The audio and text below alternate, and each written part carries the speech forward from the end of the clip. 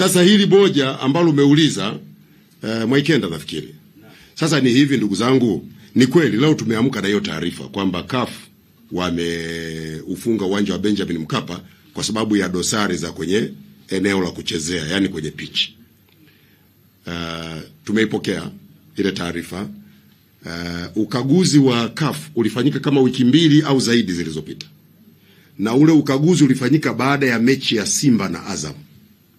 Kumbukeni, sisi uwanja tulishautangaza kuufunga kwa ajili ya kupisha ukarabati. Lakini hizi mechi zinakuwa na mashabiki wengi na kuna mambo mengi ya kiusalama na nini na nini. TFF wakaja kutuomba, tunaomba tutumie uwanja. Siku wamekuja wale, uwanja ule ulikuwa umekatwa nyasi mpaka chini kabisa. Kwa wachezaji walipokuwa wanacheza, na unajua hizi mechi zina pressure, uwanja ukaenda unachimbika baadhi ya maeneo. Wakaguzi wa CAF walikuwepo.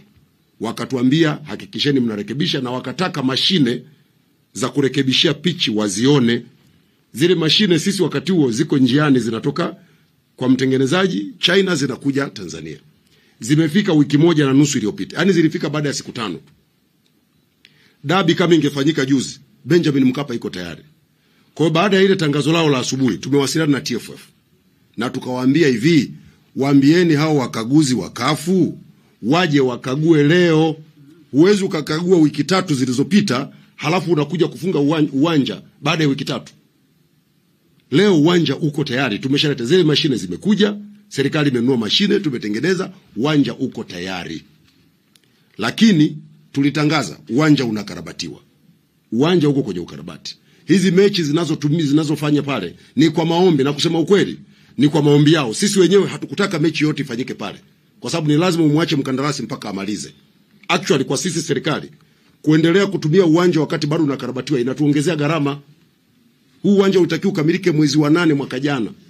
Mpaka leo haujakamilika kwa sababu kila wakati tunatumia uwanja. Sasa nafikiri mmenielewa, lakini tumeshaongea na CAF kwamba waje waangalie uwanja uko tayari, tumesharekebisha na mashine zimefika, na lile tangazo walitakiwa watuambie kabla hawajalitoa. Nafikiri mmenielewa. Sasa naombeni maswali ya dabi na uwanja yaishie hapa. Tuendelee na maswali ya TRA. Sawa jamani?